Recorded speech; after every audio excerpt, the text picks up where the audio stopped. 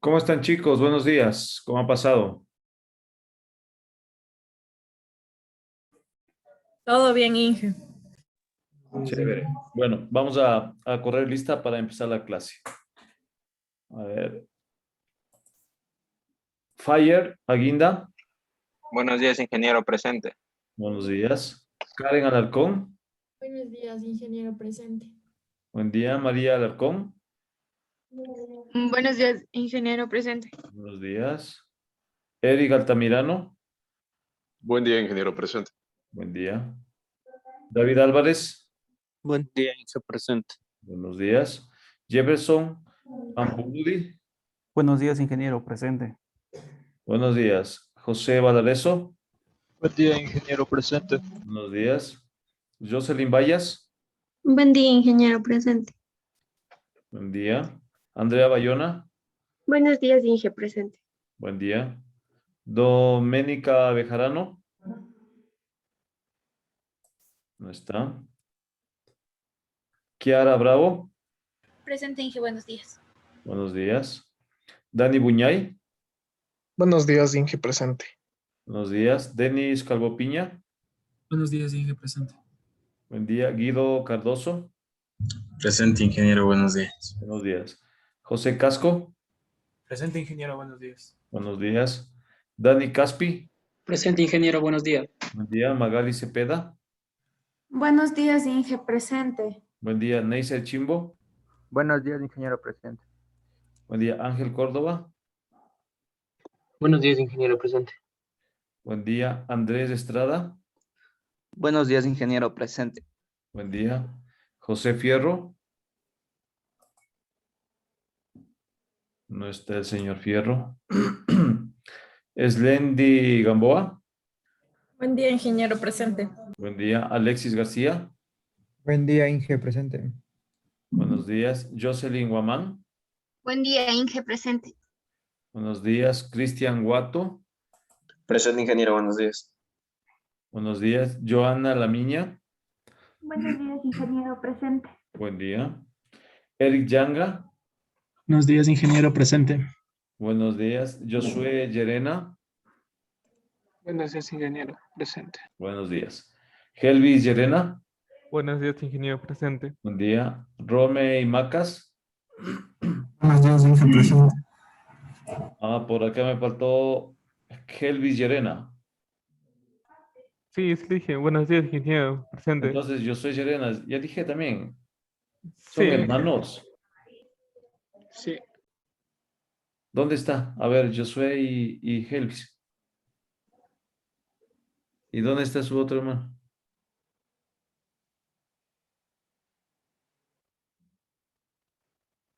¿Y dónde está su otro hermano? Josué y Helvis. Y que tengo un problema con la cámara, no me quiero activar. Espérame un ratito. ¿Y no están en la misma casa?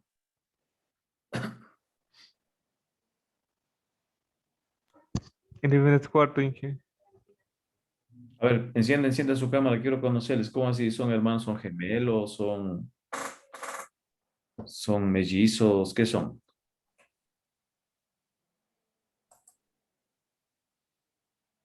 ¡Hey!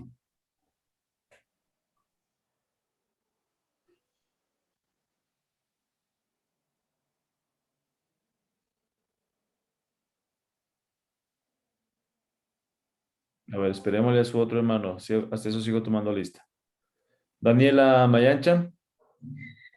Buenos días, Inge presente. Allá.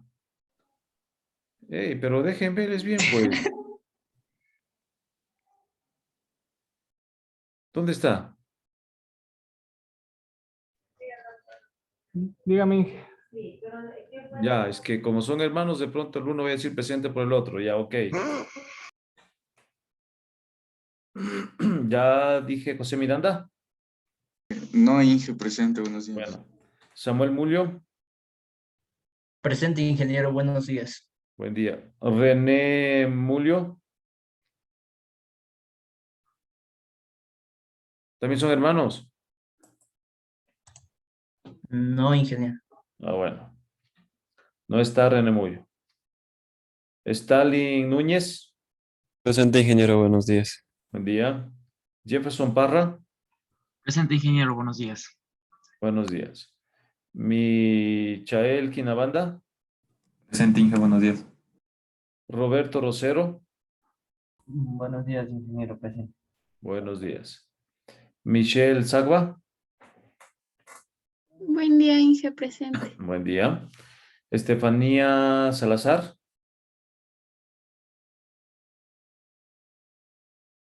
No está. Presente, ingeniero, buenos Ah, días. así está. Vinicius Alcán. Buenos días, ingeniero presente. Buen día. Steven Sigua.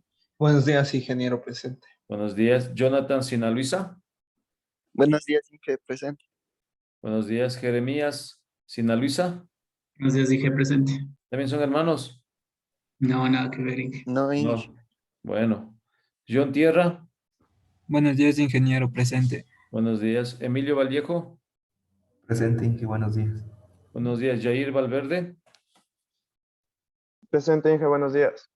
Buenos días. Darwin Villarroel. Buenos días, Inge, presente. Buenos días. Marlon Yauripoma. Presente, ingeniero, buenos días. Buenos días. Y Steven Yumiseva. Presente, Inge, buenos días.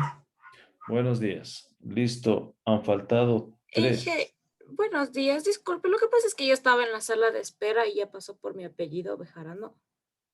A ver, veamos. Ajá. Y ahí, por favor, porque sí estoy. Inge, buenos días. Fierro también, solo que mi internet también está... Ok. Ya. ¿Nadie más?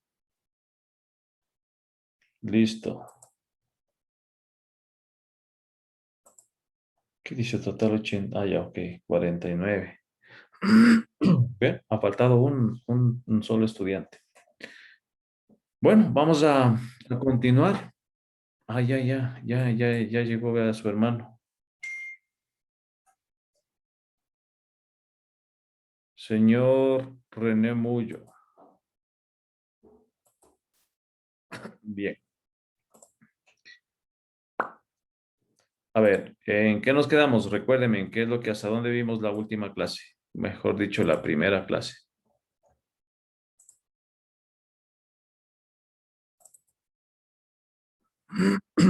Chicos, ¿hasta dónde vimos?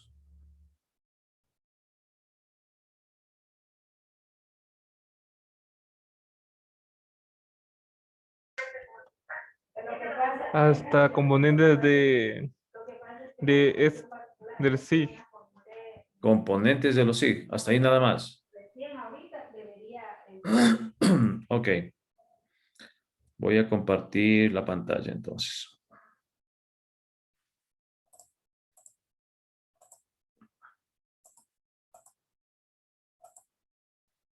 Hasta esta imagen. Sí. Ya, ok.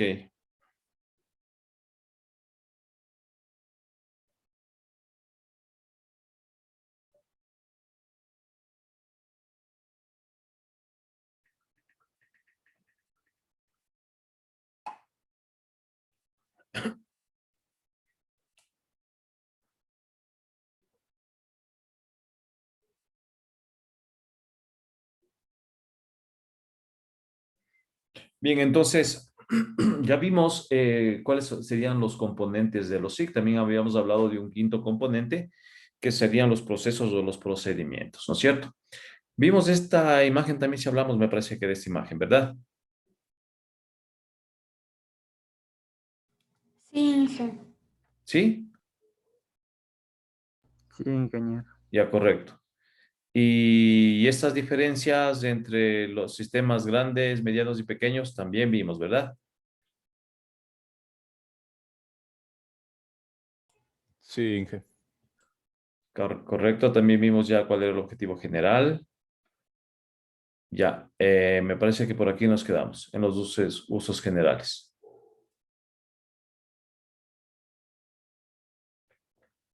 Confírmenme, chicos. Son Sí, 50 estudiantes. Quiero ver si es que están pilas, a ver si es que me han puesto atención. De los 50 solamente hablan apenas 2.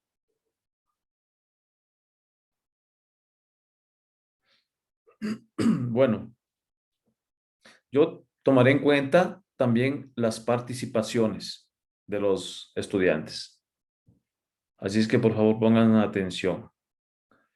Bueno, hablando de los usos de los sistemas de información geográfica, podemos de pronto dividirlos en 3 usos, ¿no? Generales, ¿no? Por supuesto. En lo que serían las bases de uso para generar bases de datos, ¿sí? Para hacer un análisis espacial o para hacer un modelado. Cuando se realiza base de datos, pues esta base de datos nos va a servir para hacer un inventario, para hacer una cartografía o también resúmenes estadísticos. En el análisis espacial, las tareas o los tipos de tareas que nosotros podríamos realizar sería la caracterización de distribuciones espaciales, la identificación de áreas que cumplen determinados requisitos, la optimización y análisis de redes. Y en el modelado podríamos utilizar los sistemas de información geográfica para hacer modelos predictivos, modelos normativos o simulaciones. ¿De acuerdo? Entonces, eso sería con respecto a unos usos de forma general. ¿De acuerdo? Pero hay otros usos u otras áreas de aplicación un poco más específicas. Como por ejemplo, en la gestión de recursos naturales y del medio ambiente, en donde es el área en donde más se ha explotado los sistemas de información geográfica durante los últimos años, ¿sí? En estos pocos años que está en desarrollo en otras áreas, es que se han dado cuenta que los sistemas de información geográfica es útil para realizar en otras actividades o en otras aplicaciones. Ahora, ¿cómo se ha utilizado en esta área de aplicación en los recursos naturales o medio ambiente? Por ejemplo, haciendo un seguimiento de la contaminación, del tiempo y clima, haciendo una evaluación de impactos ambientales, un inventario de recursos, biodiversidad y conservación. Estudios sobre el paisaje, la planificación hídrica, esto es de ríos, acuíferos, zonas de inundación, áreas costeras. También podrían aplicar a lo que son los espacios protegidos, espacios naturales, control de incendios, de plagas, entre otras múltiples aplicaciones que se podría utilizar los SIG en esta área. En la agricultura, se puede utilizar los sistemas de información geográfica para hacer un seguimiento de cosechas, control de plagas, enfermedades, estudios de suelos, planificación de riesgos y usos del agua. En el comercio y servicios, pueden utilizarlo en el análisis de localización de establecimientos y con ellos se puede realizar estudios de oferta y demanda, estudios de mercado, publicidad, evaluación del potencial de mercadeo, áreas de influencia, accesibilidad. En el transporte y comunicaciones, las aplicaciones serían para el planeamiento de infraestructuras, como estas pueden ser carreteras, ferrocarriles, eléctricas, telecomunicaciones, abastecimiento de agua, control de vehículos y flotas, determinación de rutas óptimas, control de flujos de las redes, agua y electricidad. En los servicios públicos, puede ser estudios epidemiológicos, análisis de accidentes, control y seguimiento de rutas de ambulancia y vehículos públicos, planificación espacial de los centros de salud, docentes, administrativos, defensa e inteligencia, y entre otros.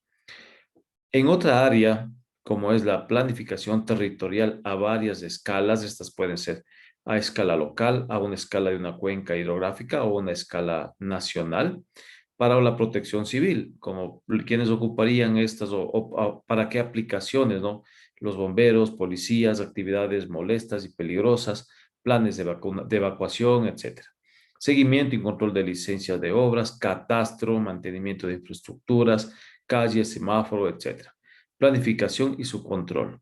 Uso del suelo, zonificación, también la planificación y seguimiento de la política ambiental. ¿De acuerdo? Ahora, podríamos decir que existen múltiples aplicaciones. Por ejemplo, en ingeniería civil, ¿cómo podríamos aplicar los sistemas de información geográfica a la ingeniería civil? ¿Quién me puede decir un caso práctico o un ejemplo claro de la aplicación de los sistemas de información geográfica en ingeniería civil? En la planificación espacial. ¿Pero a qué se refiere con planificación espacial? En un levantamiento topográfico. Correcto, un levantamiento topográfico. Jocelyn levantó la mano. A ver, Jocelyn. Tal vez en la caracterización de las cuencas y ver los relieves. Ya. Sí, caracterización de cuencas. Bueno, eso dejémoslo más bien para los ambientales. ¿Qué más? Tal vez para ubicar las zonas de riesgo, para no construir en esas partes y construir en zonas que sí se puedan. Ya, también, sí. ¿Qué más? Correcto. ¿Quién tiene otra idea? En el reconocimiento de las curvas de nivel para poder trazar una carretera. Ya hablamos de topografía, ¿no es cierto? Correcto. ¿Qué más?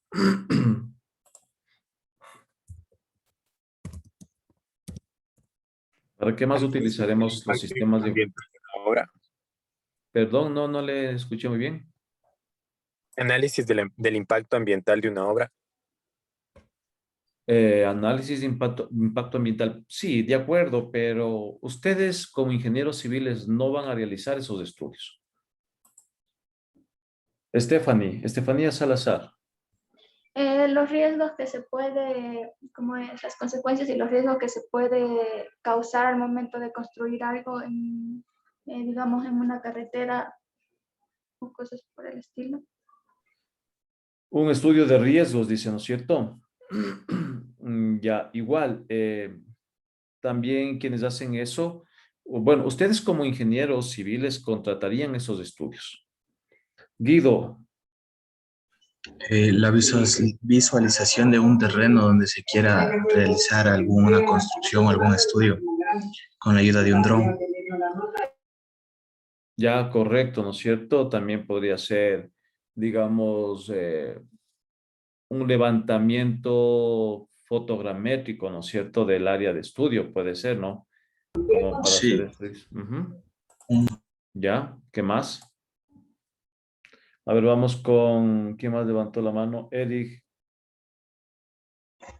Inge también podría ser para la ubicación de los pluviómetros para medir las precipitaciones. Eso también es algo requerido en los estudios de ingeniería civil, los estudios hidrológicos. Estudios hidrológicos, sí. Bueno, siempre los sistemas de información geográfica siempre van a estar presentes en estudios hidrológicos. Ajá. Sí, bueno.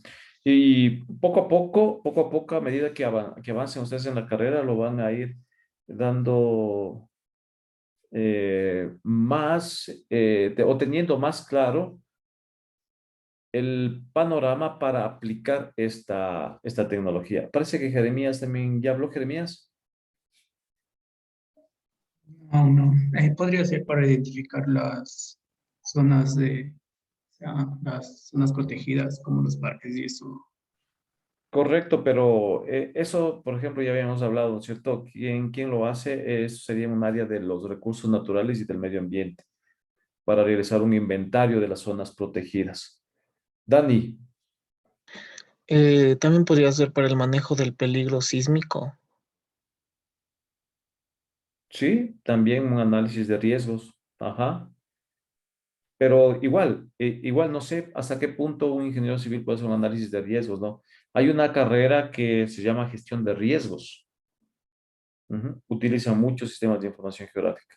Eric. Puede servir para realizar un análisis del paisaje urbano o de la situación, entorno en el cual nosotros vamos a plantear un proyecto. Correcto, sí, también. Ajá. Por ejemplo, en ese caso, ¿quiénes hacen una planificación urbana o local, en ese caso creo que me parece que están más los arquitectos. Ajá.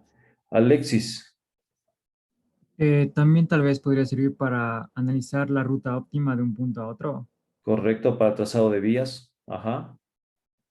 André Córdoba, Podría ser para identificar estructuras que son patrimonio del país.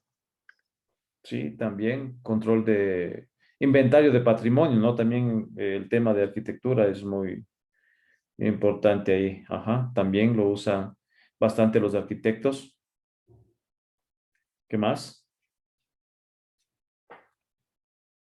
Bueno, y así podríamos ir a ver, Josué. Podría ser para gestionar las redes de servicios públicos. También, correcto. Todas las entidades públicas, por ejemplo, de agua potable, de energía eléctrica, utilizan sistemas de información geográfica. Ajá. Incluso lo que es movilidad y transporte también. John, Ya. También sería bueno para modelos espaciales como es el modelo digital del terreno, los mapas. También podría ser para generar los mapas, previamente dicho. bueno, de hecho, uno de los resultados de todo estudio sería la generación de una cartografía. Eso sería un producto, ¿no es cierto? En todos los estudios. Cualquier tipo de estudio que hagamos, vamos a tener ya una cartografía que nos va a servir pues para identificar o ya tener claros ciertos problemas o ciertos análisis que se hayan realizado.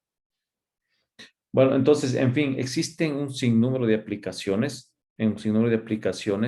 en todas las áreas del conocimiento. Como les dije desde un inicio, desde la salud, la educación, marketing, incluso hoy estamos hablando también de lo que es el geomarketing, ¿no? En ventas, en publicidad, en la agricultura. Hoy ocupan pues mucho lo que es la agricultura de precisión. Estamos utilizando cámaras multiespectrales. Para lo que es también gestión de riesgos, utilizan cámaras o sensores infrarrojos, etcétera. O sea, y en todo esto entran los sistemas de información geográfica. ¿Sí? Hay una más que está levantando la mano, me parece. No. Bueno, vamos a ver un caso real en donde se aplicó sistemas de información geográfica. Y de hecho que aquí ya lo van a implementar. De hecho, en Guayaquil lo están implementando. Sí, fíjense en que de aquí se pueden desprender muchos temas de investigación, muchos temas de tesis. Es cuestión de irlo analizando. Estamos viendo una presentación que se denomina el inventario vial georreferenciado. Sí, ingeniero. Ok, déjenme editar esto, que está mal escrito.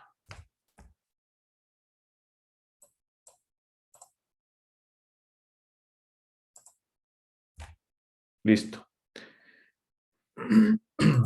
Ya, ahora, ¿qué es el inventario vial? Me dice que es un registro ordenado y sistemático y periódico de los componentes de un camino, especificando su ubicación, características físicas y estado de conservación. ¿De acuerdo? Entonces aquí lo que estamos haciendo es registrando, ¿no es cierto? Vamos a registrar, vamos a levantar información de los componentes de un camino, en donde vamos a especificar ubicación, ¿no es cierto? Coordenadas, características físicas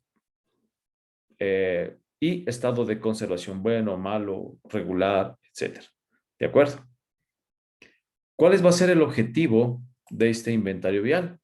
Mostrar el estado de las vías de comunicación, especificando el estado, estructura y funcionalidad del camino y su infraestructura vial, para determinar la intervención requerida por este para realizar un mantenimiento rutinario, periódico, una rehabilitación o un mejoramiento. ¿Sí? ¿En qué consiste la georreferenciación? Igual, aquí hay que corregirlo.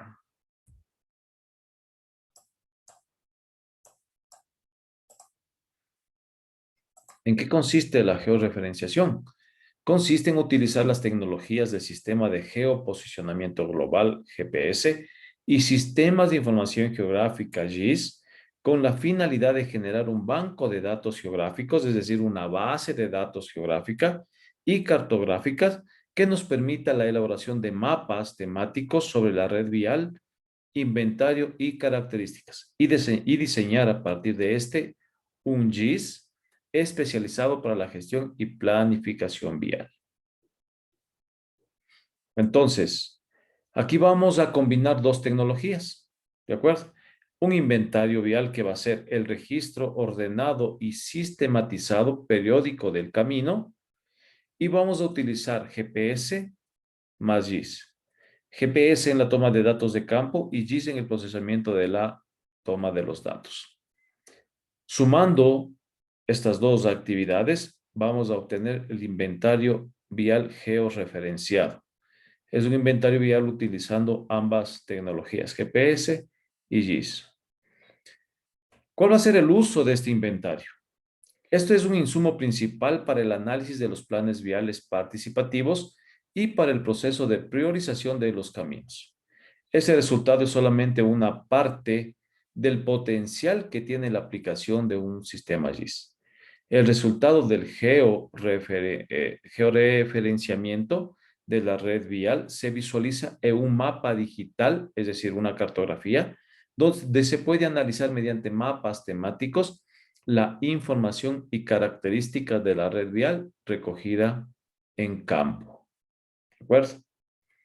De pronto, los que ya tienen idea o los que ya han manejado la herramienta ArcGIS, se están haciendo la idea en la cabeza, ¿cómo vamos a recoger esta información?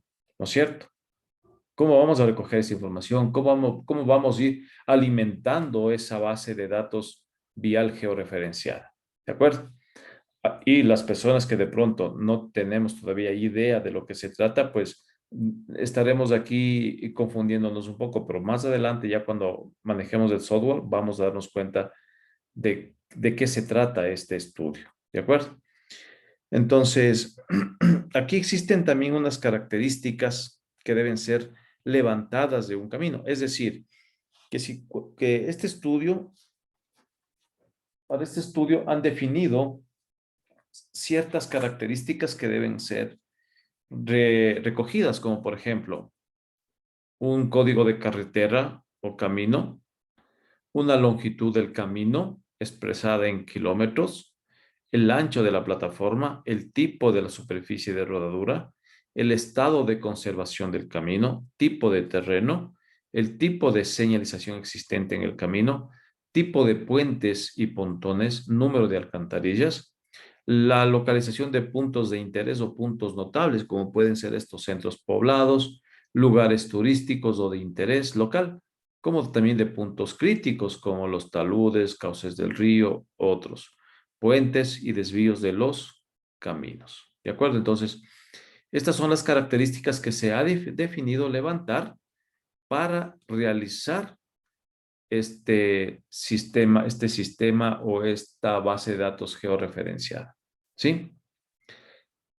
Prácticamente aquí tenemos un cuadro en donde va recogiendo todas estas características. Por ejemplo, clasificador de rutas, el inventario vial y el inventario de rutas. En el clasificador de rutas, el tipo de topología va a ser una polilínea, ¿sí? La cobertura va a ser caminos y el campo o las características va a ser que se va a generar un código de ruta y una longitud de la vía.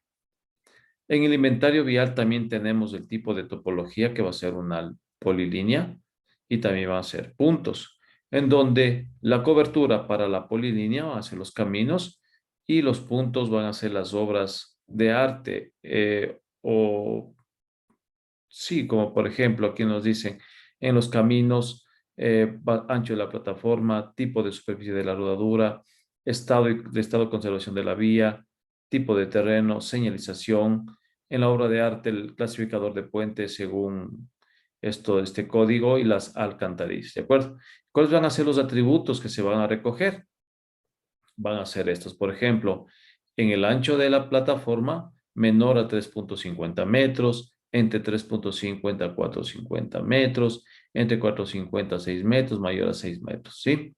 El tipo de superficie puede ser esta asfaltada, afirmada, sin afirmar, trocha. El estado de conservación, buena, regular, mala. El tipo de terreno, accidentada, ondulada, llana. La señalización, tipo vertical, sin señalización, tipo horizontal. Y el clasificador puede ser ubicación, infraestructura, puente, pontón, túnel. Y las alcantarillas, también se va a recoger esta información en número de alcantarillas existentes encontradas en los caminos de recorrido. Y el inventario de rutas, el tipo de topología va a ser puntos notables, la cobertura va a ser los puntos, y ya más adelante vamos a entender por qué estamos hablando aquí de puntos y de polilíneas y eso. El campo característica va a ser puntos notables, puede ser esta intersección o desvío, puntos críticos, localización de poblados, lugares de interés turístico. Y aquí los atributos que se van a recoger, pues son los que tenemos aquí, como hacia la izquierda, hacia la derecha, taludes, etc. ¿De acuerdo? Entonces, básicamente, aquí estaríamos recogiendo todas estas características que se van que fueron ya levantadas. ¿De acuerdo? Aquí tenemos una imagen que nos está indicando cada una de estas características que se están recogiendo, como por ejemplo el código de la ruta, la señalización, la longitud del camino, el estado y conservación de la vía, ¿sí? El tipo de puente, el ancho de la plataforma del camino, tipo de superficie, número de alcantarillas, tipo de terreno, si es que existe un centro poblado, este va a ser, por ejemplo, los puntos notables, va a ser un centro poblado. Esas son características que se tiene que ir levantando en campo cuando se está haciendo un sistema vial georreferenciado. ¿De acuerdo? De pronto nos estamos olvidando de algo, ¿no? Que más adelante creo que lo están topando. Por ejemplo, el tema de la biodiversidad, ¿no? También sería importante tomar este asunto. Para hacer este trabajo, existen algunas etapas, ¿sí? Que se hizo trabajo de precampo, trabajo de campo y trabajo de postcampo. ¿De acuerdo? En el trabajo de precampo se realizaron talleres de trabajo para los diagramas viales, un análisis de la red vial. Luego, en el trabajo de campo, se realizó la medición del campo y con la conformación de brigadas de recorrido de los caminos. En el trabajo de postcampo, se hizo una evaluación y control de la calidad de la cartografía e integración de banco de datos y la presentación del informe final sobre el diagnóstico vial. ¿De acuerdo? Entonces, aquí está, miren, las etapas de trabajo para el levantamiento de información, el trabajo de precampo, el trabajo de campo y el trabajo de postcampo, en donde que cada uno de estos trabajos se ha dividido en 5 etapas. En el trabajo de precampo, 2 etapas, ¿sí? Que ustedes lo tienen aquí para que lo analicen, lo lean, ¿sí? No vamos a leer esto aquí, pero para que tengan idea de lo que se ha hecho. Acá también ya tenemos el trabajo de precampo, que es lo que se hizo, taller de trabajo participativo con los gobiernos locales, y el resultado es un diagrama vial preliminar de la provincia. ¿De acuerdo? Y así podemos ir leyendo qué es lo que se hizo en cada una de las etapas. ¿Y cuáles son los productos de este levantamiento, de este estudio? Es la sistematización de la información georreferenciada de la red vial con sus características y atributos de las provincias designadas, teniendo como resultados un diagrama vial actualizado de la provincia, de los caminos registrados y no registrados, estado situacional de los caminos según sus principales características, niveles de intervención y costos estimados. Banco de datos cartográficos, alfanuméricos y geográficos validados para su integración con otros bancos de datos, como serían curvas de nivel, ríos, centros de educación y centros de salud, entre otros. Otro producto que se obtuvo, la información obtenida en el producto 1 permite elaborar cuadros relacionados a los siguientes resultados. Una malla topológica de la red vial provincial, un itinerario y clasificador de rutas de los caminos registrados y no registrados, un inventario vial de las principales características de los caminos y de los puentes. Bueno, este es una malla, un cuadro en donde que se recoge la malla topológica de la red vial de esa provincia. Esta sería la cartografía generada, ¿sí? Un informe final del inventario de la provincia georreferenciado. Bueno, aquí también existen otros anexos como una codificación de caminos registrados, un registro de la información de los caminos no registrados, es decir, que estamos ya aquí alimentando de pronto una base de datos que ya existía, sino que como cada vez siguen abriendo más caminos, pues y no se los están registrando, pues en esto nosotros estamos alimentando esa base de datos, ¿sí? También aquí podemos observar una cartografía o una imagen en donde están las localización de los puntos en la red vial, ¿no? Ya, y bueno, también tenemos aquí una leyenda convencional de los inventarios viales georreferenciados. ¿De acuerdo? Aquí me está explicando qué equipos he utilizado. Miren que este inventario fue realizado ya hace algunos años. Hemos utilizado un GPS de mano, ¿sí? Bueno, una antena que utilizando este GPS dice que me reduce el error. Ustedes saben que hoy en día pues tenemos ya GPS de precisión, los cuales van a ser mucho mejor. Bueno, eso ya lo vamos a ver luego. Y pues los mapas que se han determinado. ¿De acuerdo? Entonces, básicamente, esa sería una de las muchas aplicaciones que podríamos tener en el área de la construcción o de la ingeniería civil. ¿De acuerdo? ¿Alguna pregunta, chicos, hasta aquí?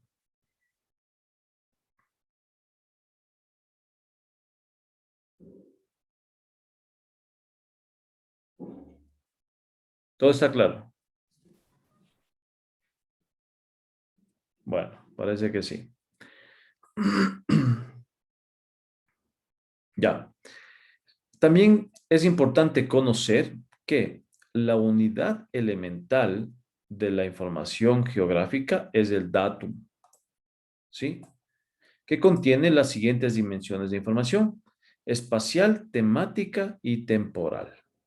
Espacial o locacional, para describir la posición de un objeto o fenómeno sobre la superficie terrestre.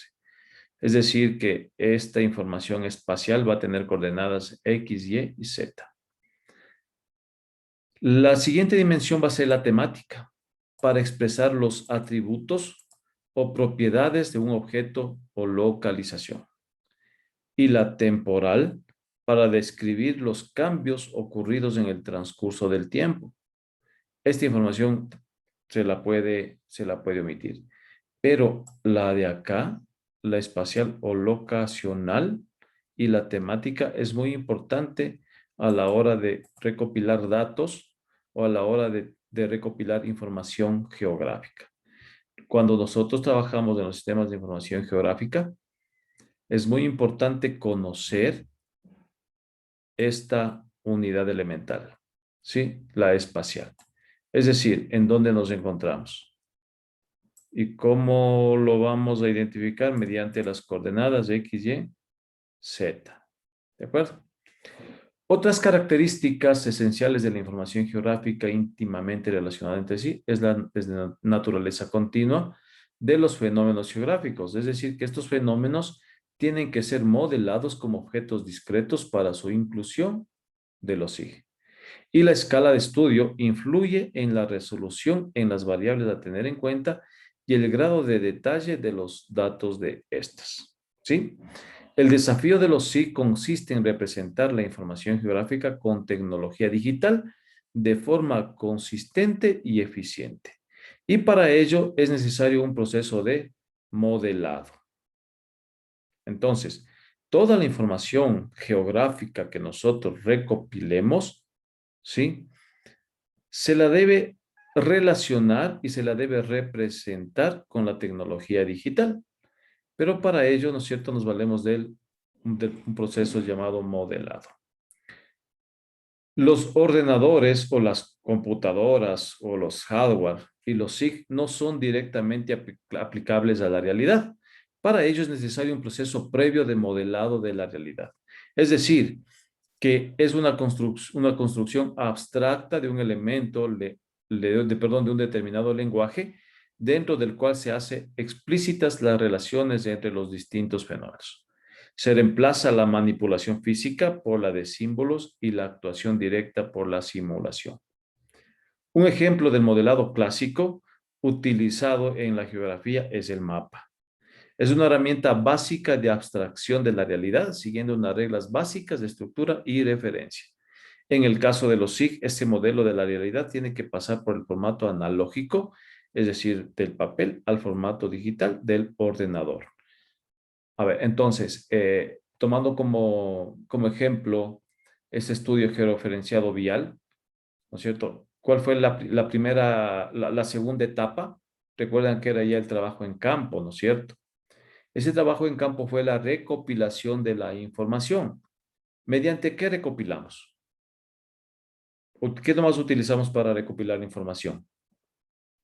La estación total, el GPS, ¿Correcto? un dron. ¿Qué más podríamos utilizar? Drone. Podríamos utilizar ¿Ya? ¿Qué más?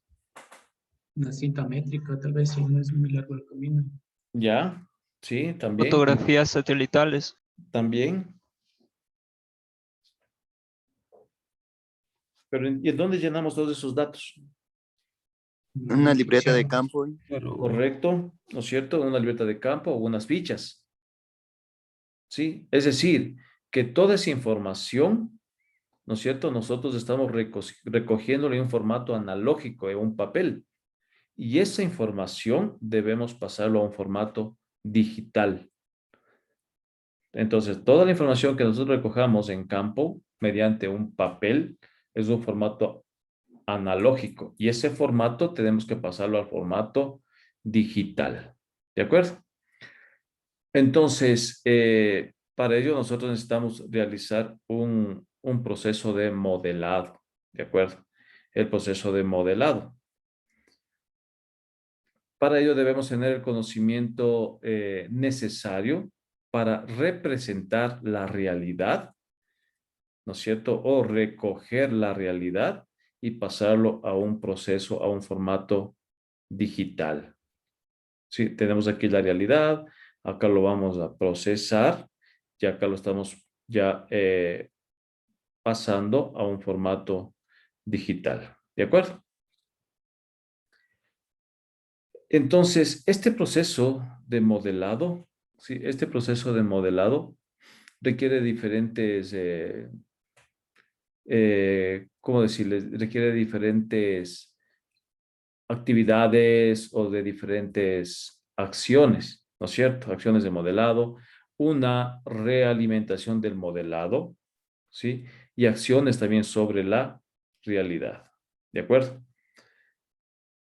¿Quién va a modelar? Es el usuario, ¿no es cierto? El usuario es el que va a modelar la realidad. Para ello debemos tener el conocimiento necesario de lo que vamos a hacer. Ahora, por ejemplo, mi pregunta es, si ustedes no conocen, por ejemplo, si ustedes no estuvieron en campo, de pronto sí se podría modelar la información o pasarla a un formato digital, pero va a ser más complicado. Pero si nosotros vamos a la realidad, es decir, vamos al campo, va a ser mucho más fácil que el proceso de modelado sea más efectivo. Por eso es importante que cuando se trabaje con sistemas de información geográfica, el trabajo in situ o el trabajo en campo es primordial, es muy, muy importante. No solamente que me entreguen a mí los datos y yo hago ya el modelado, o sea, lo podría hacer, pero estoy desconociendo muchas cosas. Por eso sí es muy importante que el usuario o la persona que vaya a modelar conozca la realidad. Por ejemplo, miren, si yo voy a realizar el modelado de este territorio, como podemos verlo aquí, pues yo primero observo, ¿no es cierto? Observo y yo puedo aquí desprender en este formato digital, ¿no es cierto? Que va a contener una información gráfica y va a tener información alfanumérica. ¿De acuerdo? Porque yo estuve ahí en esta realidad. Yo puedo definir aquí o puedo observar diferentes entidades, como por ejemplo una casa, un camino forestal y un bosque. ¿De acuerdo? Entonces, fíjense que aquí los atributos que yo he levantado es la ubicación en coordenadas de X y las propiedades. Por ejemplo, la casa tiene esta ubicación y la propiedad y es de propiedad de tal persona. El camino forestal también está en esta ubicación y, bueno, tiene una simbología. Y el bosque también se encuentra en esta ubicación y es un bosque de pino silvestre.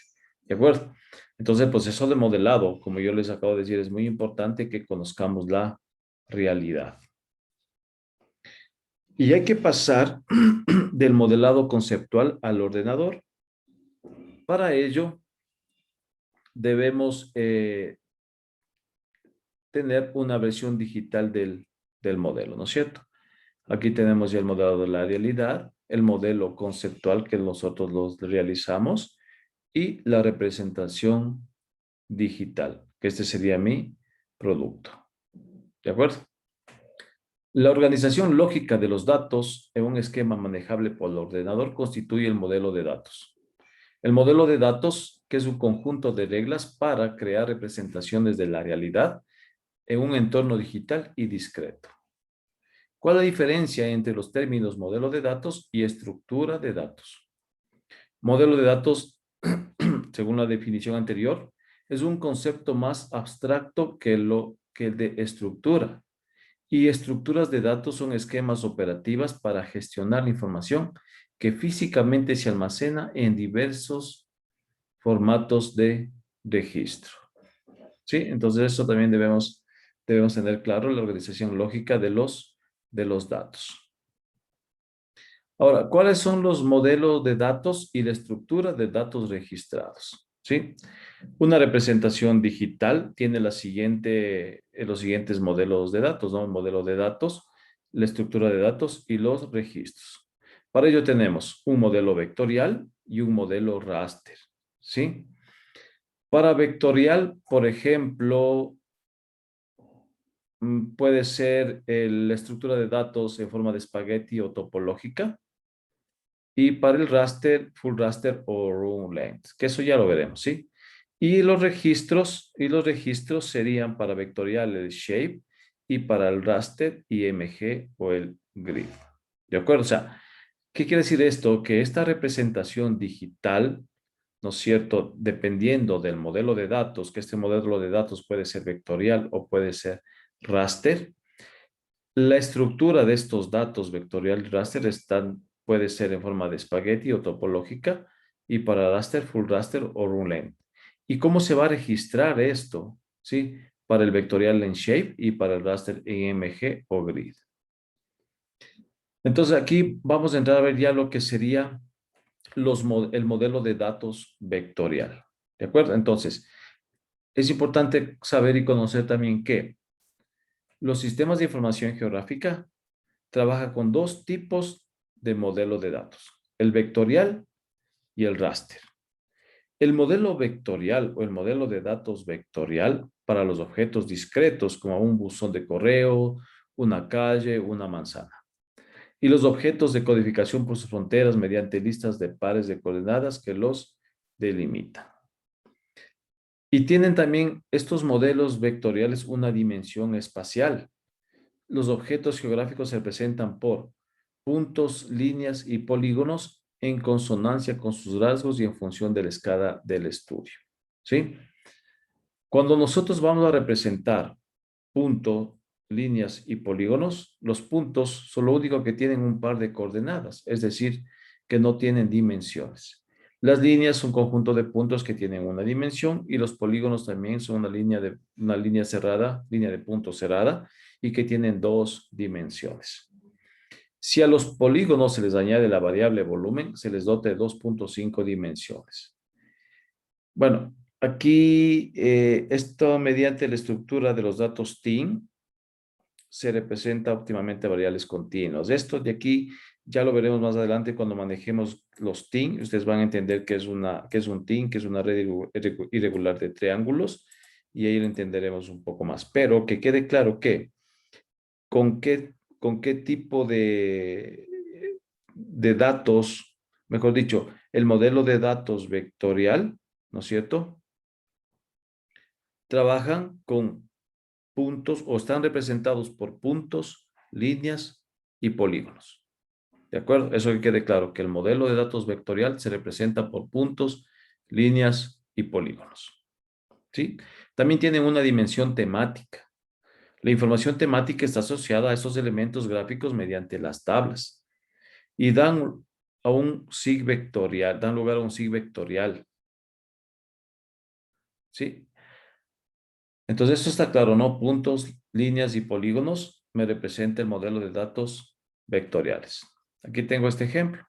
¿Cómo yo voy a representar este territorio con un modelo de datos vectorial? ¿De acuerdo? Por ejemplo, ¿qué estoy representando aquí con puntos? De pronto puede ser los matorrales, ¿no es cierto? Una vivienda podría representarlo con un punto. Con las líneas que estoy representando, las vías, puede ser los ríos, ¿no es cierto? Y con polígonos yo podría representar áreas, como por ejemplo, no sé si me ocurre representar aquí esta área de este bosque. También podría representar cuerpos de agua, etc. Y aquí estamos hablando también de la red irregular de triángulos que podríamos realizarlo mediante un TIN. Es decir, que el modelo vectorial, que los TIN también están dentro del modelo vectorial. Habíamos hablado también del modelo de datos vectorial, que es una dimensión espacial. El modelo TIN, que es la unión de puntos, donde se conoce la variable altura, representando el relieve mediante triángulos. Esta sería una visualización en 3D de la estructura TIM. Igual, la misma visualización 3D de la estructura TIM, sino que la diferencia es que en esta imagen de la derecha es una estructura TIM en la que se ha asignado color e iluminación para dar sensación de relieve. Pero esto de aquí es un modelo vectorial, ¿sí? No confundir con el modelo raster, ya van a ver por qué lo vamos a confundir. Entonces, los puntos, las líneas, los polígonos y la estructura TIM me representa el modelo de datos vectorial. Aquí tenemos otro ejemplo de representación. Los puntos, las líneas y los polígonos.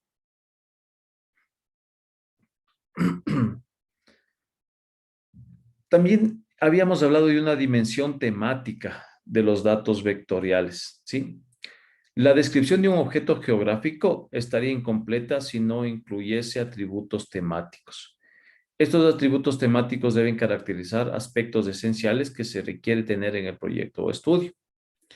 El método más extendido consiste en gestionar los datos temáticos con un sistema gestor de base de datos relacionales, mediante el cual la dimensión espacial y temática de la información geográfica queda asociada mediante claves únicas o geocódigos. La unidad básica de este sistema de gestión de base de datos relacionales es el elemento tabla, ¿sí? Es decir que los datos, el modelo de datos vectorial va a recoger no solamente información gráfica, como la que vemos aquí o la que tenemos acá, ¿sí? Es decir, no solamente tiene una dimensión espacial, sino también tiene una dimensión temática, ¿de acuerdo? La dimensión temática recoge ciertas características cualitativas y cuantitativas de lo que nosotros estamos representando. Continuando con el tema de las vías, ¿cuáles serían las características, o mejor dicho, cuál sería la dimensión espacial de ese dato vectoral de las vías? A ver, aquí tenemos Se delinea, Inge. la Una dimensión. polilínea. La dimensión espacial, correcto, sería la línea. ¿Y cuál sería la dimensión temática? Serían las casas, edificios ¿Cuánto que están en mide el camino. Perdón, la longitud de la vía? las longitudes, exacto, las longitudes, los tipos, los códigos, ¿no es cierto? Entonces, este modelo de datos vectorial recoge dimensión temática, dimensión espacial, ¿de acuerdo? Aunque también estaríamos hablando de otra dimensión, pero bueno, básicamente, ¿no es cierto? Tendríamos dos tipos de dimensión, la espacial y la temática. Es decir, la espacial me va a recoger las líneas, es decir, la parte gráfica, y la temática, la parte de atributos. ¿Sí? Entonces, ¿en dónde se registran estos atributos? En un sistema gestor de base de datos relacionales, es decir, esta sería la tabla de atributos. ¿De acuerdo? Ahora, el modelo de datos raster para los objetos se utiliza para representar objetos continuos, como temperatura, salinidad del agua, altitud, etc. Este modelo trata de discretizar estos objetos o variables continuas, dando valores de ellos en porciones regulares del territorio, aunque también se utilizan para modelizar variables discretas. La dimensión espacial de este modelo, ¿no es cierto? Es decir, que el espacio se representa como una malla de celdas regulares, siendo cuadrado la forma más corriente. Cada una de estas celdas recibe el nombre de píxel. Todos los píxeles de una capa o layer tienen el mismo tamaño. El tamaño del píxel da la precisión espacial máxima de los objetos variables definidos en la capa. ¿Sí? Es decir que mientras más pequeño es el píxel, más presión espacial tendrá. O sea, es decir, tendrá una mejor resolución. ¿Sí? Cada píxel puede ser identificado por su posición en la malla a partir de su número de fila y de columna. Ahora, hablando de la dimensión temática del modelo de datos raster, cada píxel tiene un cierto valor numérico, es decir, que tiene un valor un valor y se lo mide en niveles digitales, que es el atributo de la variable objeto de estudio. Cada raster tiene una tabla de atributos que contiene los valores de las celdas. La estructura de almacenamiento de la información temática varía según el tipo de formato de registro y se puede guardar en el número mismo del fichero que la información espacial o un fichero aparte. La adopción de este modelo da lugar a un SIG raster, que es la descripción de la realidad como un conjunto. Miren, aquí tenemos un modelo raster, que no es más que una matriz de datos, que cada una de estas celdas o de estos cuadrados se denomina píxel, y cada uno de estos píxeles tiene un valor o un nivel digital que representa la realidad. ¿De acuerdo? El 1, por ejemplo, todos estos niveles digitales de aquí que están en color verde y es el 1, de pronto me pueden representar pasto. Estos colores de acá tienen otro valor de nivel digital y me van a representar suelo desnudo, por decir algo. Estos otros valores que tienen un número 4 me pueden representar vías, ¿sí? Entonces, el modelo de datos raster, ¿sí? Cada uno de los píxeles tiene un nivel digital que es el atributo de la variable, como lo tenemos aquí. Como ejemplo, ¿no? Como ejemplo, pues aquí tenemos la discretización de una variable continua mediante una interpolación espacial. Sí, como ejemplo, que ya igual, si nos da tiempo, veremos lo que es la interpolación. ¿Qué se puede hacer con estos datos raster? La discretización de una variable continua mediante la interpolación espacial. De acuerdo, aquí estamos, por ejemplo, haciendo una interpolación de la temperatura media basándonos en estaciones, puede ser meteorológicas, mediante una interpolación. ¿De acuerdo? Aquí tenemos otro ejemplo de un raster, de una imagen de satélite, como ustedes pueden observar. ¿Sí? Tenemos aquí una imagen de satélite que está compuesta por píxeles.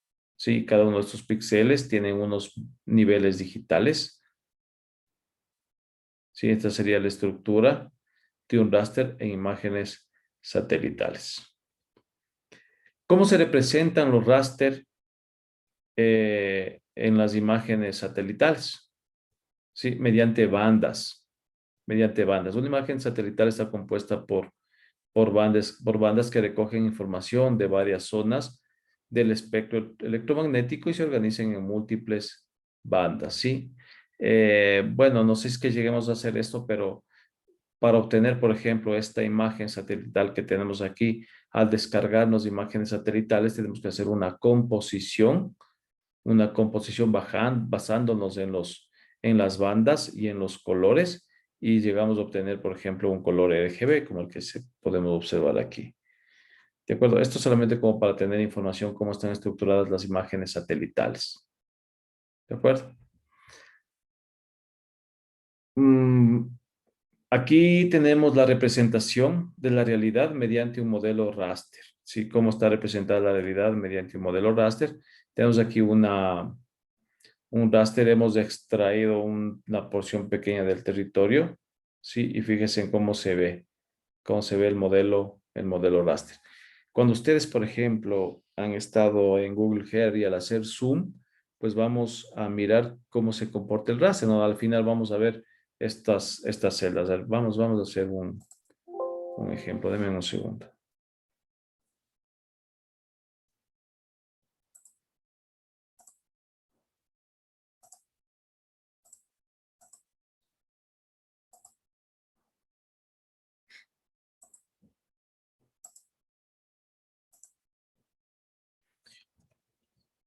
Lo que estamos viendo aquí son rasters, ¿no es cierto? Por ejemplo, si nosotros...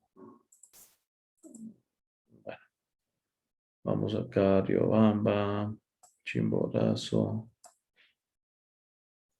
Fíjense, si hacemos un zoom, ¿no es cierto? Todavía no vemos bien. Pero si nosotros vemos más y más y más,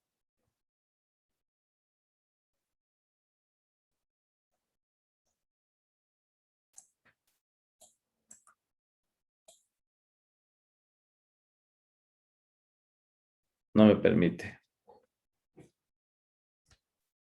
Tendría que hacer una captura. Ya luego hago una captura y... Bueno, aquí podemos darnos cuenta. Sí, cómo está realizado este raster. Si ustedes se fijan, son celdas, ¿no es cierto? Y cada uno tiene sus niveles digitales. ¿De acuerdo? A ver, chicos, hagamos una cosa.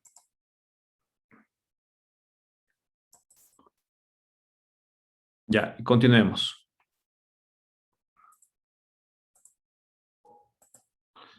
Bien, entonces aquí tenemos otro ejemplo de la representación de la realidad mediante un modelo raster, ¿de acuerdo? Cómo estamos representando, por ejemplo, con estos modelos digitales de cada uno de los píxeles, que es lo que está representando, ¿de acuerdo?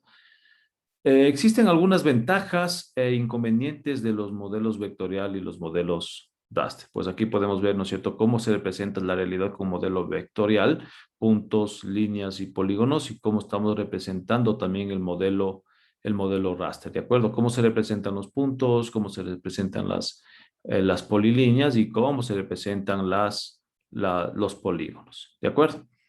Entonces, ¿cuáles son estas ventajas del modelo vectorial? Que la representación en el modelo vectorial pues tiene una muy buena representación cartográfica, la estructura de datos es compacta y ligera, la facilidad de la actualización y de la base cartográfica, y la desventaja sería que la estructura de datos son complejas, la imposibilidad de realizar ciertos análisis espaciales y la tecnología es cara.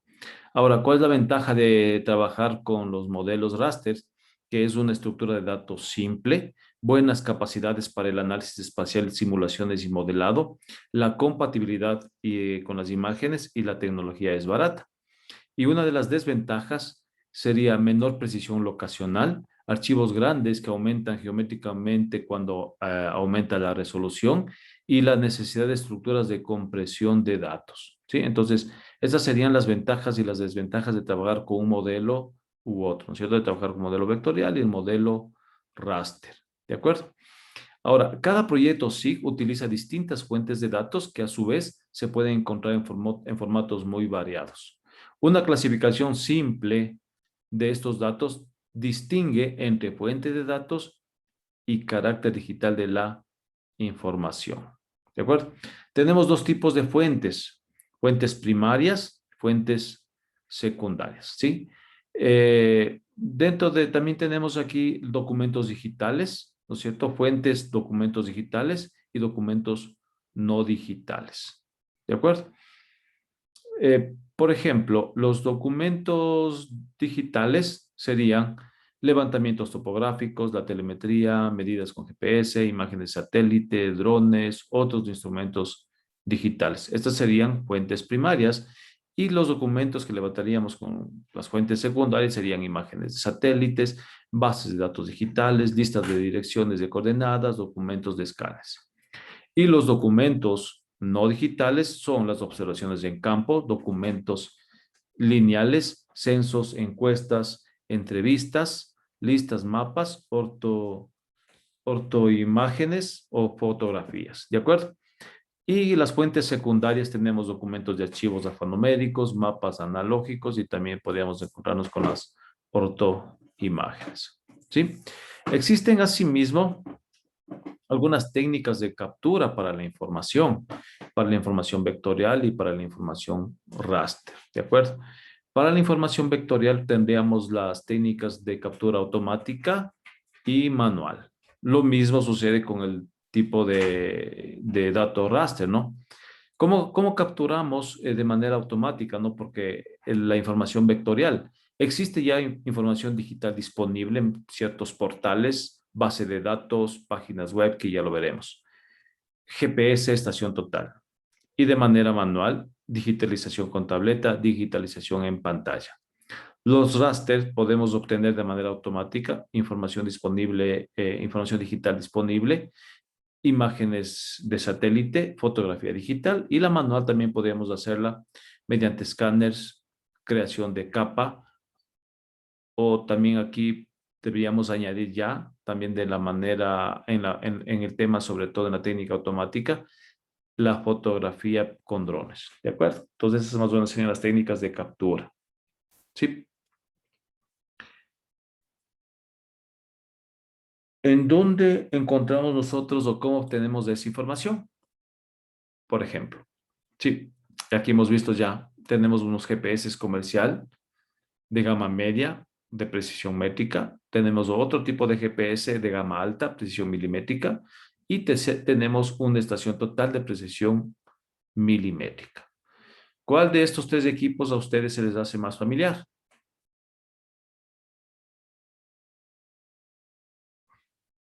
La estación total. ¿Solo han manejado estación total? El GPS. ¿Cuál de los dos? El GPS. ¿Pero cuál de los dos? El comercial El gama de, media. el de mano. Comercial. El comercial y... Ah, ya, solo el comercial. Ya, bueno. El GPS comercial, como ustedes pueden observar, la precisión es métrica. Así es que hoy en día, ¿no es cierto?, con las aplicaciones que también vimos ya en la primera clase, habíamos hablado del desarrollo de la tecnología y cada vez siguen existiendo más aplicaciones más compactas y precisas. Por ejemplo, ahora, este GPS de mano, las coordenadas o el margen de error es similar a tomar medidas con una aplicación en un celular. Recuerden que los celulares también tienen GPS. Sí, un GPS de mano, por ejemplo, como el que vimos en la presentación de la red vial georreferenciada, está oscilando entre los 300 a $400. Y un buen teléfono incluso cuesta mucho más. ¿De acuerdo? Entonces, no valdría la pena tomar o gastar en un GPS de estos teniendo un teléfono celular de alta gama. que la medida va a ser similar. Existen aplicaciones que realizan el mismo o mejor trabajo que estos GPS. Ahora, el GPS de gama alta, de precisión milimétrica, pues ya tiene otro costo. Estamos hablando, o sea, dependiendo del equipo, ¿no? Dependiendo del equipo.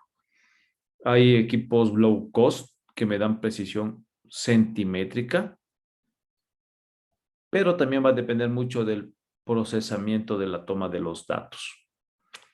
Ahora, la estación total también va a depender, ¿no es cierto?, de un punto, del punto que nosotros partamos. Si es que ese punto es correcto, si ese punto es preciso, si ese punto ha sido procesado, también va a depender la precisión de él. ¿De acuerdo? Entonces, con estos tres equipos, como nosotros obtenemos automáticamente la información. En auge, ¿no es cierto? Tenemos los drones y nos basamos también con un equipo de precisión, ¿sí? Combinando esas dos tecnologías, nosotros podemos obtener resultados precisos.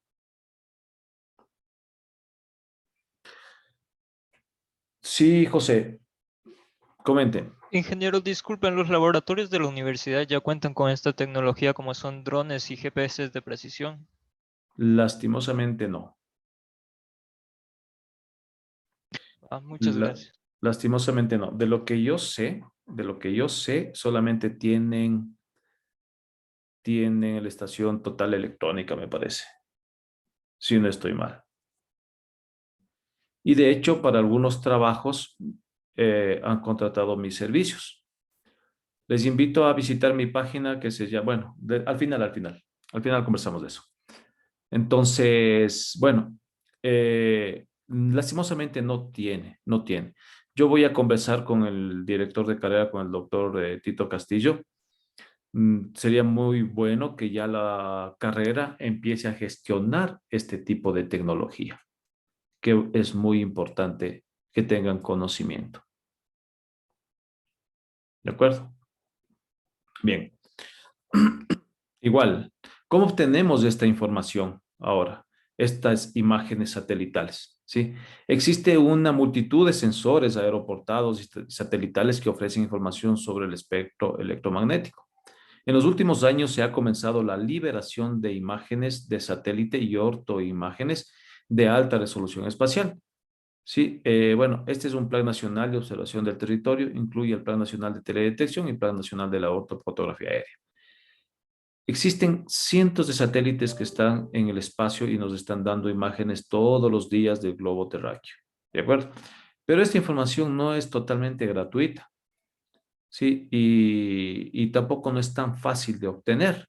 Y la resolución de estas imágenes para el usuario es muy limitada, por obvias razones, ¿no es cierto? Porque de pronto pueden utilizarlas con fines terroristas y toda esa situación. Así es que eso también debemos tener en cuenta. Pero si comparamos esta tecnología de las imágenes satelitales con las imágenes obtenidas por dron, pues las imágenes por dron tienen muy mejor resolución y mejor precisión. ¿De acuerdo? Entonces, eso también debemos tomar en cuenta, que si nos da el tiempo, pues hablaremos un poquito más de eso. También tenemos otros equipos para tomar, para obtener información de la Tierra, ¿no? Como por ejemplo, una fotografía digital para obtener información de forma directa del terreno, ¿de acuerdo? Este es un radiómetro de campo que, bueno, no, pues solo por conocimiento, ¿no? Me sirve para obtener ciertas características del terreno que me lo da por la reflectancia o los valores digitales de la corteza terrestre, ¿de acuerdo?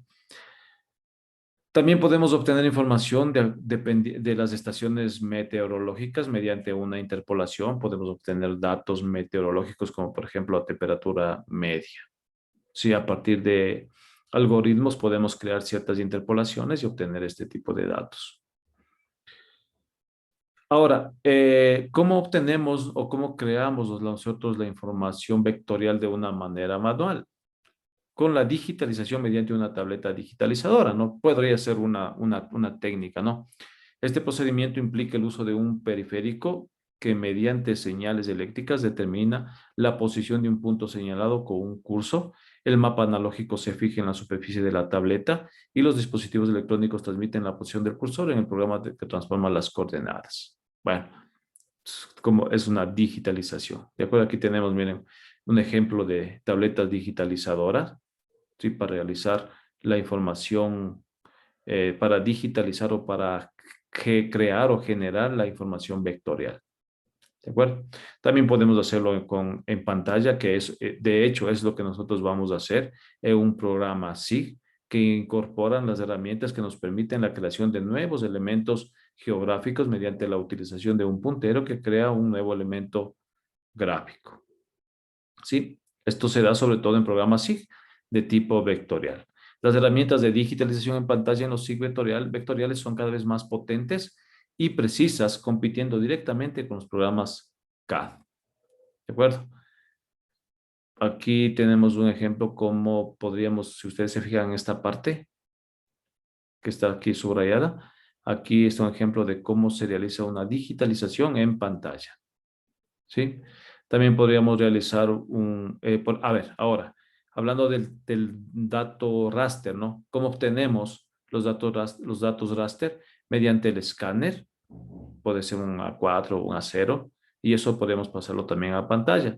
¿Cómo creamos los mapas? Pues consiste en la creación de una malla vacía que es rellenada con valores dependiendo de la variable estudiada. Sí, es un procedimiento muy usado para inventariar casos de una determinada variable, una unidad superficial. Sí, o sea, en ausencia o presencia de esa información. Aquí tenemos, por ejemplo, miren, un ejemplo, ¿no es cierto? Si tenemos un raster, podemos combinar estos dos datos y generar una sola información. ¿De acuerdo? Modelo vectorial, modelo raster. Modelo vectorial, modelo raster. Cómo se ve en el modelo vectorial las líneas y cómo se visualiza en el modelo raster. Cómo se visualizan los polígonos en el modelo vectorial y cómo visualizamos los polígonos en el modelo raster. En fin, las aplicaciones SIG manejan considerables volúmenes de datos. Casi todos los programas SIG son capaces de gestionar los atributos temáticos de las entidades organizadas en tablas, aunque algunos menos necesitan conexión con programas gestores de datos externos.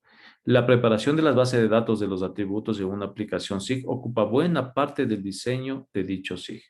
Una base de datos puede definirse como un cuerpo de información estructurado y una base de datos informatizada es un conjunto de datos organizado para su tratamiento por un sistema gestor de base de datos. Aquí siempre vamos a encontrarnos con el término base de datos. ¿Por qué razón? Porque los SIG, para trabajar con SIG, nosotros necesitamos de un sistema gestor de base de datos. Necesitamos información que vaya alimentando esa base de datos. ¿De acuerdo? Bueno, esto ya lo veremos más adelante. ¿De acuerdo? Que es el sistema, una geodatabase y toda esa situación. ¿Sí? ¿Qué más? Vamos más adelante a ver qué podemos ver. Eso lo veremos más adelante ya. En cambio, también lo veremos más adelante. Las etapas del proceso de análisis de los SIG, donde debemos definir los objetivos, seleccionar datos, determinación de método de análisis, aplicación de las funciones de software. Eso lo veremos en otra unidad. ¿De acuerdo? ¿Qué más? También lo veremos ya en otra unidad. Ya, esto lo veremos en otra unidad, donde cuando ya empecemos, pues, a trabajar con el tema del software. ¿De acuerdo? Entonces, ¿ya tienen presidente o presidenta? Sí, Inge, presente, Villarreal. A ver, señor Villarreal, por favor, me envía un mensaje al WhatsApp para tener registrado mis contactos, ¿sí? Por cualquier comunicado que tenga que hacer. Ya, Inge, ¿dónde puedo encontrar su número de teléfono? A ver, un segundo, por favor. Parece que no ha venido a la primera clase. No, sí estaba, pero